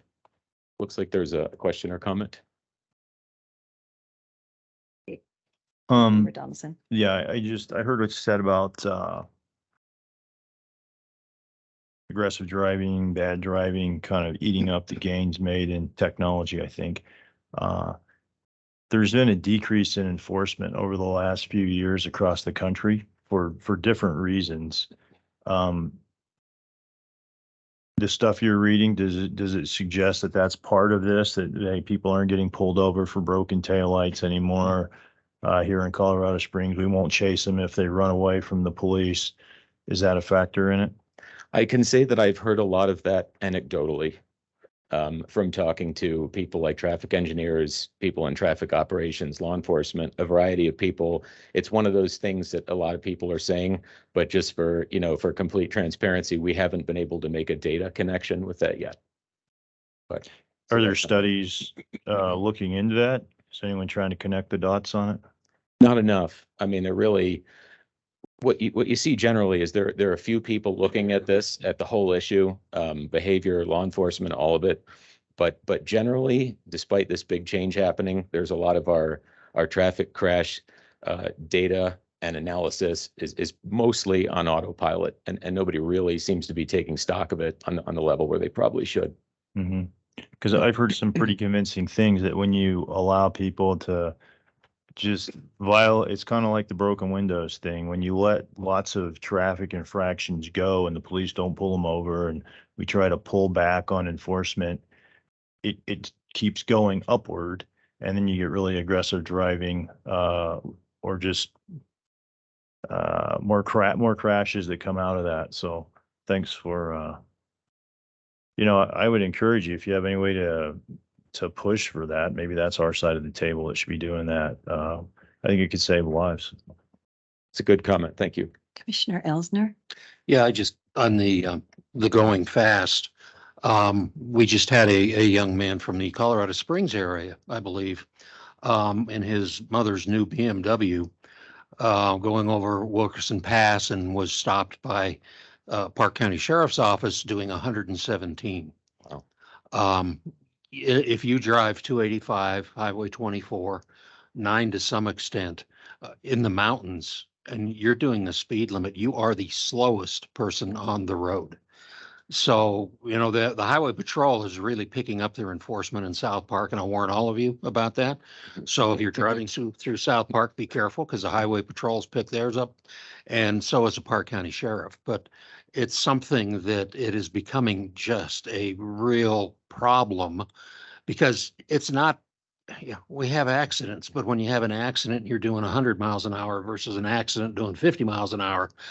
It gets into, okay, this accident, the sheriff will show up. Then you get into the other accidents. The sheriff shows up, the EMT shows up. We may have a helicopter come in, or we may end up having to call the coroner. So it's trying to get that message out that speed is not a good thing. You will get there if you go slow, or even just the speed limit. But I'm really like this data, and I'm hoping we can figure out a way to get this out. Appreciate that. Yeah, and so do we. And maybe it ties into some of the other things we're doing, but it's a big deal, and it's the leading killer right now nationally. So I really dislike the word competitive driving because it infers there's a winner. Yeah. I really think we need to stick with aggressive because it's a negative thing. Yeah, I see your point. Yeah. Yeah. I think it's just a change in how law enforcement's been describing it. It's not our term, but I see what you're saying. Yeah. I think they're talking about what's driving the behavior is that the drivers are viewing it as a competition. Yeah. Commissioner Vanderwood. Yes, thank you. So there's another phrase in there, other risk-taking behavior. So what is encompassed in those words? A few things, and I think we'll see some of that in a couple slides, but just briefly, it's a range of decision making, whether to abuse substances and then drive, how fast to drive, to drive tired, people, just any type of decision that may entail risk. It all seems to be on the rise, but a few especially, I would say, namely aggression and impairment when you're talking about serious crashes. Okay, so I see competitive or aggressive, which sounds like speed to me, and drugged driving is the, substances, challenges and stuff. And then other risk, maybe driving tired. I guess. It fits, yeah. It's, Okay. it's one of the, actually, it's one of the categories we'll look at pretty soon here. Okay, So I'll wait. it'll, Thanks. Commissioner Elsner and then Councilmember Donaldson. Yeah, I just want to say part of the other risk taking is when you're on a winding mountain road that's got a double yellow line and you're behind a truck that's doing 30 miles an hour, you say, hey, I can get around him before someone gets around that corner. We've had a lot of instances that people have been run off the roads because someone is passing illegally. Yeah, and one other thing that's become popular because of YouTube and other places you can post video is motorcycles. The guys have the cameras on their helmets and they do all kinds of crazy stuff and then post the videos, you know, like just look and you'll see it. And you'll see it even in Colorado Springs, motorcycles just zipping in between cars, zipping in and out of cars, and they're filming when they're doing it. Pretty risky. yeah, I made the mistake of watching one of those. So now the algorithm sends them to me constantly. So That's his excuse, Andy. Well, Yeah. and I was surprised to find out it's actually legal in California to pass as a motorcycle in between the two lanes. And that will always surprise you when you have someone from California driving in Colorado and all of a sudden you've got a motorcycle going between your two cars. It's very unexpected and scary when it does happen.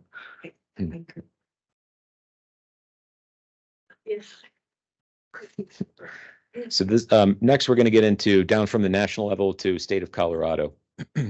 And overall, it's fairly reflective of what's happening nationally. Colorado is ranked 28th as of 2020, 28th among states for traffic fatalities, so slightly worse than the average.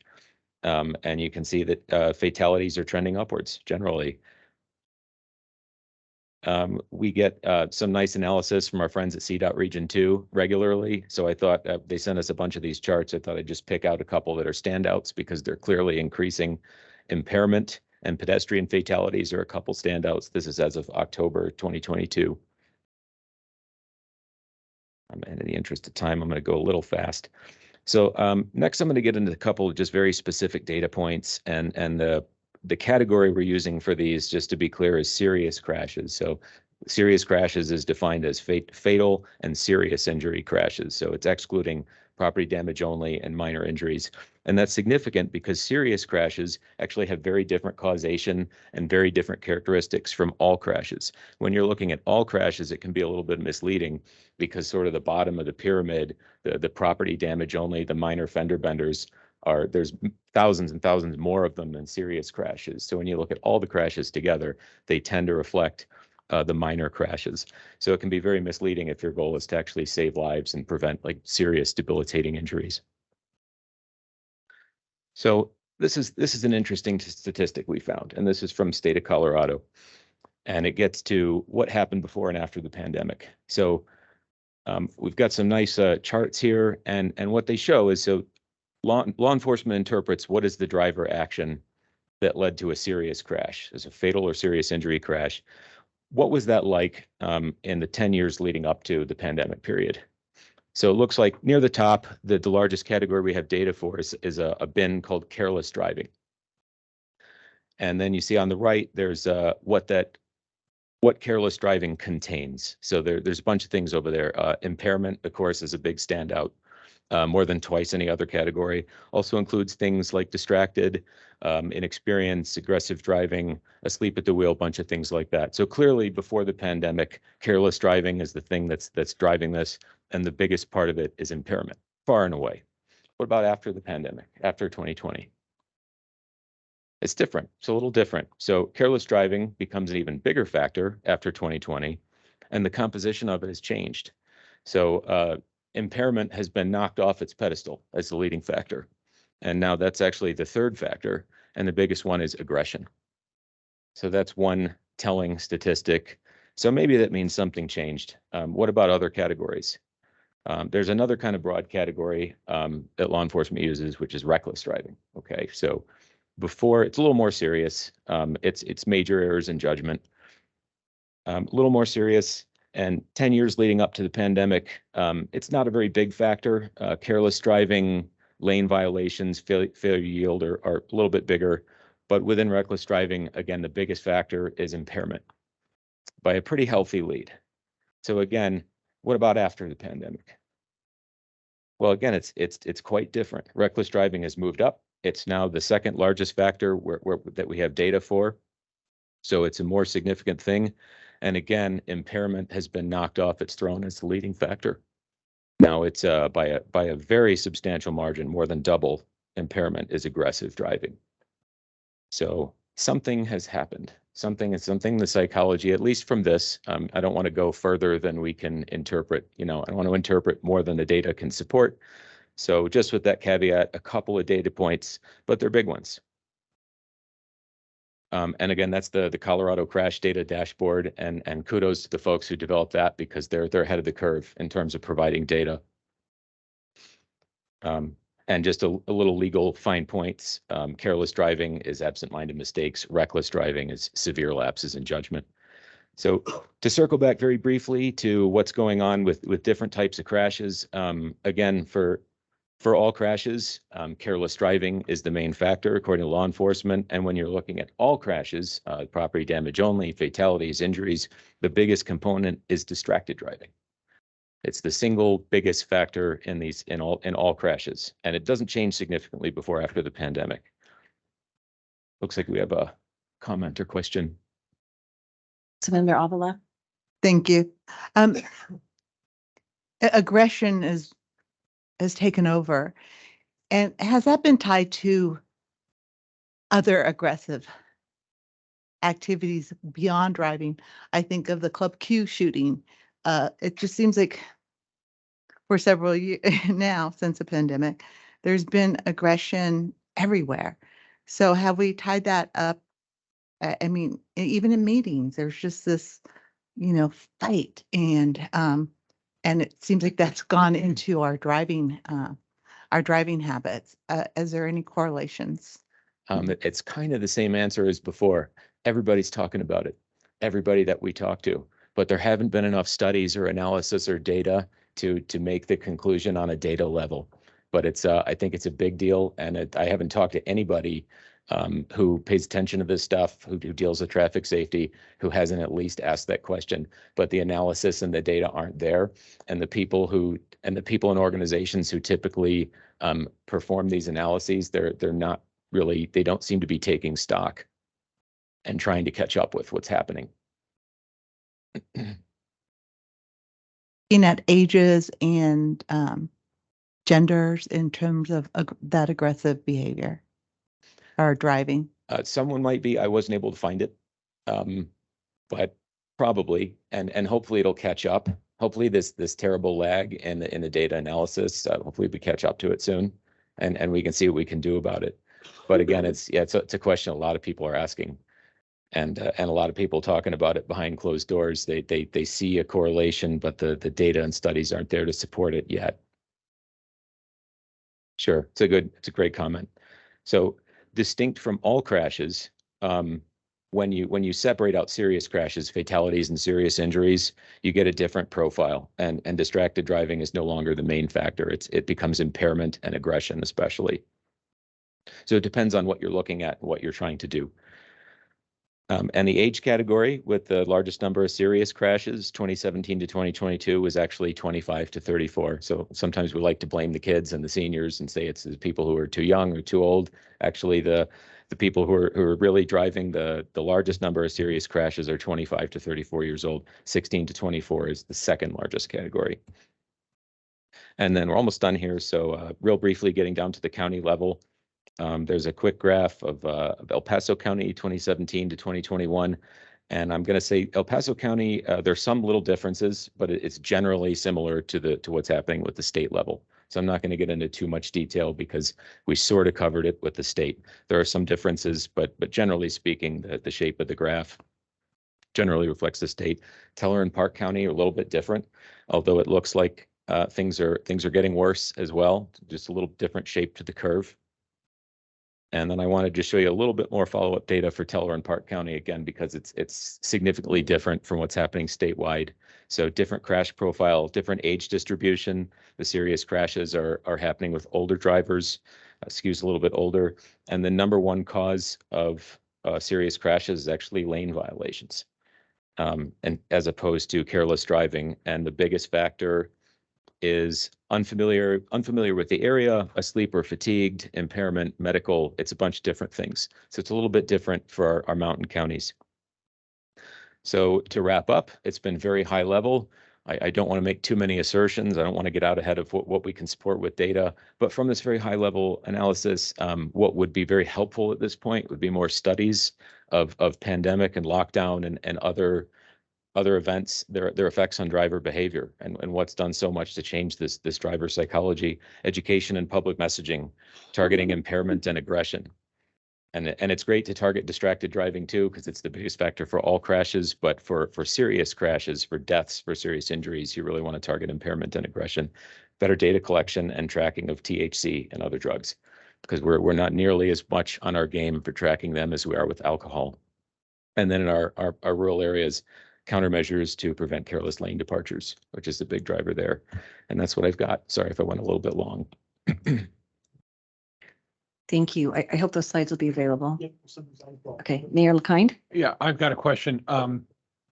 THC and other drugs have been around for a very long time. Did you all start tracking it just because some of them became legal? Because it seems like you would have data going back decades if it started being tracked when, I mean, the 50s, it's been around a really long time, as long as alcohol, probably, if not longer. Mm-hmm. So why have we not been tracking that number? It's a good question. I don't know. So our police chief told me that when they pull somebody over, if they do a breathalyzer for alcohol, they don't necessarily, in most cases, go ahead and check for THC because they've already got them on that. And so we're just not tracking it well. We haven't. And until there's an easy way to track it besides a blood test, and it's just very, very difficult. Another point too, I think the testing for THC is a lot more expensive and a little bit more problematic. It's a lot easier to test for alcohol. So I think in some cases, testing for THC doesn't happen because it's more expensive to do it. Any follow-up topics anybody might want to have us bring in a more expert speaker to discuss? It is something we just discussed at the Drive Smart board a couple months ago. And I asked, are we better at tracking it? And they basically said, no, they're just going to alcohol. So until somebody invents a breathalyzer for THC, I really don't think we're going to see it. Commissioner Stone. Yeah, thank you. A couple of things out of this. Actually, I saw Dick and I were nodding our heads when talked about, the lane change things, and, and I know for CDOT, continuing to look at safe passing zones and stuff is going to be important, because we can't stretch out and straighten 24 and flatten it and do all the things that would make that safer. But one of the hard things about all this is just we can't fix stupid. And if you ever drive in the daytime or nighttime for that matter, between, Divide and Cripple Creek on Highway 67, it's almost impossible to pass anywhere on Highway 67 there, because it's serious mountain driving, yet never fails. Every time I go to Cripple Creek, I have somebody that's passing me in those scary areas and just inviting head-on collisions. But I don't know how we fix that. Like I said, you can't fix stupid, but for other areas where we can enhance more safe passing areas, and then communicating how far it is to the next safe passing area will probably help us in some of those rural situations. Commissioner Elsner? Yeah, I agree with you can't fix stupid. Having had our third truck go off the road in Bailey, this time it got a lot closer to the winery. And it's our third truck in the last 6 months that tipped over. This time it was Orange Crush and natural iced tea that was spread out all over the highway and in the parking lot of the winery. How long can we go? And this is something that I have a real problem with. Of the last 3 accidents, I believe 2 of the drivers were not U.S. citizens. They were hired by a company to drive in the United States. So you've got drivers coming from other areas that aren't familiar with mountain roads. And the other crash that did have the fatality was a driver from Texas who was not familiar with mountain roads and had a lot of weight behind him and could not take that corner. So, you know, again, it gets back to driver training when you talk about the large trucks. And have we as a state and a nation said, well, we need more drivers, so we're going to relax the standards and anybody can drive in the United States that might have a license from somewhere. We need to take a look at that because mountain driving in Colorado is dangerous. And when you have a big rig that you really don't know what you're doing and you're on a road that you kind of ignore the signs that says, hey, this is really long downhill with a sharp corner curve at the bottom, you know, we have a problem. I keep telling CDOT I want a sign at the top of Crow Hill that goes all the way across that says downshift or die. Because that's kind of where we are now. These people are not paying attention, and it gets back into the education and some mechanism to make sure that the CDL drivers really understand that when you're driving in the mountains of Colorado, you have to be a lot more careful. Councilmember Avila. I remember about 40 years ago, I must have been 1 year old, but hearing a stat that most accidents happen within a 25-mile radius from your home. Do they have a stat like that now? I don't know off the top of my head. We can find out for you though. Yeah, because I think the bigger issue is locally and what we're doing. And so I'd be interested to see if we have such a statistic. We can try. Or was it 25 miles or like 5 miles? It was really I think it close. was like 5 or 10. Yeah. Yeah, I think it was 5. 5 miles. So yeah, I'd be interested in that. We'll try to track that down. Yeah. I'm impressed with your memory from when you're 1 year old. Yeah. Yeah. I don't have memories back that far. All right. Is there any further discussion or comments on this item? Okay. I just would like to make note of the time. It is 11:45 and some of us do have a meeting at noon. So, okay. All right. All right. Thank you very much. And John's coming back up. Yeah, the next thing's the Fort Carson Transit. Oh, Is that okay. I correct? thought that was Danelle. Okay. That takes us, I keep trying to introduce it and people keep telling me I can't do it yet. So can I finally do it? Yes, you can. Okay. Item 7B, the Fort Carson Shuttle Project update. And it looks like John. Madam Chair, members of the board, earlier in 2022, towards the beginning of the year, when we did the CDOT 10-year plan, it included some transit. In there, we had a project that talked about Fort Carson Transit. It came up during that time that both MMT and Fountain were in discussions with Fort Carson over transit. So the resolution at that time for the 10-year plan was for under sponsor. We just put TBT under the sponsor to be determined. So moving forward, then we had PPACG MMOF dollars. Mountain Metro applied for it. During that meeting, we did do the TIP amendment where we allocated funds for the Fort Carson Transit. But at that time, the direction from the board was come back in January and tell us where we're at since we still have 2 folks going. We put it on the agenda, and now here's the punchline. Here's the resolution where I'm trying to go fast. As it got on the agenda, we heard yesterday that Fort Carson did decide that they're going to go with, at this time, perhaps Fountain. Now, to not make sure that I don't mess up any negotiations that happened between Fountain and Fort Carson, that's all I'll say. But we do know that MMT is no longer as part of the process. So what will happen now is for that state 10-year plan, Jeff Guthrie will then talk with folks, but because we put to be determined, I don't believe that document needs to change or anything needs to happen. For the TIP funding that was set aside for MMOF dollars, that again, waiting for MMT to send us notification in writing saying, yes, they no longer need that project.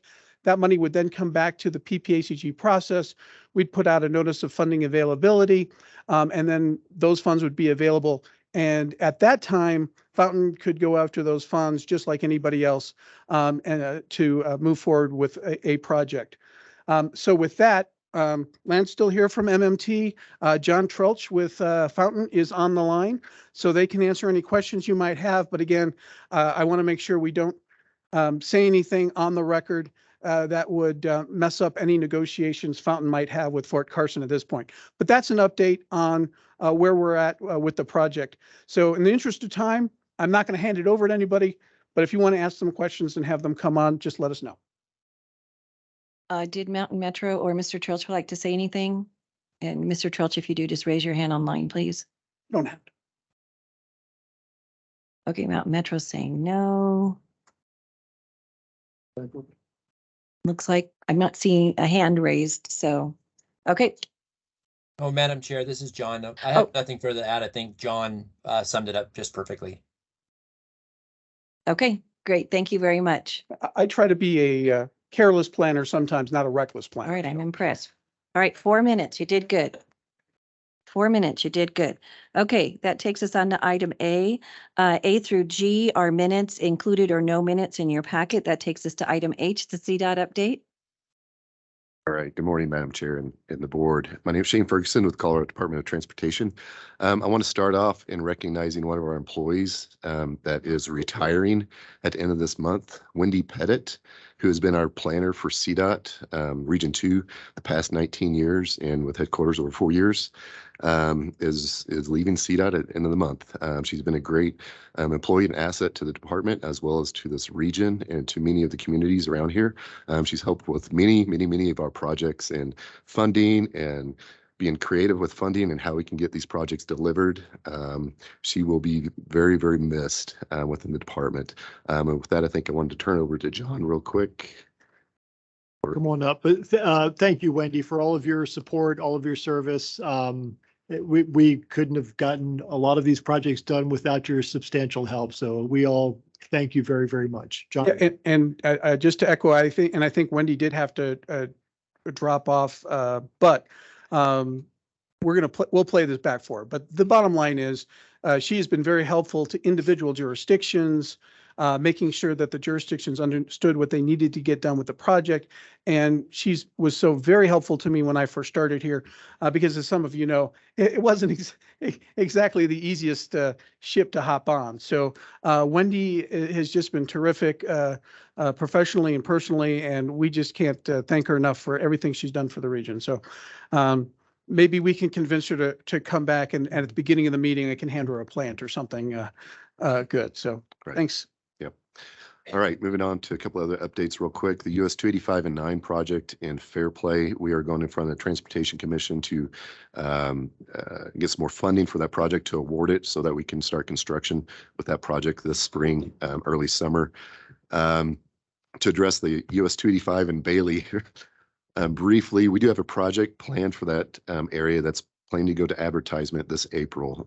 Some of the scope involves median concrete barrier as well as guardrail along the Platte, as well as overhead signage. Now I have to figure out exactly what that overhead signage says. But that being said, we are going forward with a project in April at that location. And to follow up with Mayor Gardine with Callahan from the last meeting, we had a discussion about US 24 East and the surface treatment project. I believe we discussed that it was going to go to advertisement and construction in 25. It's actually going to be ready for construction in 24, where we're going to be out surface treatment and guardrail improvements as well. The Fillmore to Garden of the Gods project here within Colorado Springs is still on track to advertise here this spring for construction this summer, later summer, early fall. And with that, I'll entertain any questions with CDOT. Is there any? I don't have a question, but well, kind of. Shane, didn't you just get promoted? And are you going to be a radio broadcaster? Because you've got the voice for it. That I don't know. But yes, I did. I just got promoted from a North Program Engineer to Region Director. And I just I don't know, Chair, if you want to do that, but it's just, you've been here since I've been here, and I just really appreciate your reports and how you've interacted with the board, and you've taught me so much, and it's been great working with you. Thank you very much. I appreciate that. Yeah, and likewise, Shane has been a great partner for us over the years, and we were sorry to see Rich retire and move on, but so happy that Shane is now in that seat. So looking forward to working with him. Appreciate it. Thank you. Exciting. Thank you very much. It's always nice when somebody you already know gets in the seat. All right. Any questions or comments? Not see any hands online. Okay, that takes us to Holly. You have 1 minute.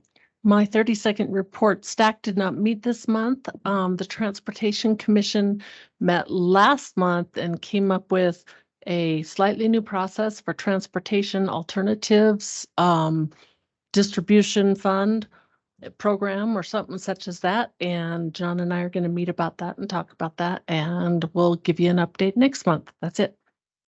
All right. Thank you. 10 seconds. Very good. Okay, we're on to item J, committee and commission vacancies. There is a list in your packet. Please go over that list, circle what your city or county has vacancies for, and see if we can get some of those committee seats filled. There's a long list of committees that need them, so look through them, and hopefully we can get some of those going. Is that good enough, Andy? That's PSA for that? perfect. Yep. Okay. Alrighty, and we are on to the executive director's report. And I will pass in the interest of time. I'll brief you further next month, but I think we covered a lot of good ground today. Thank you. Okay, sounds good. There is a meeting that begins at noon. Are we still meeting upstairs in the small conference room? Yes, we will be setting that up for you. So you'll be ready to go at 12 o'clock Okay. with the CML webinar. Yeah, CML, anyone is welcome to come. It's on psychedelic mushrooms, so maybe Drive Smart should come up there. Psychedelic mushrooms, selling wines in grocery stores, and housing, the 3 ballot measures. CML is going to be doing it. And so I signed up for it, and anybody's welcome to come listen in if you'd like to. And they go from 12 to 1 and they end at or on time. All right. Thank you, everybody. Unless there's any further comments or anybody, let's see.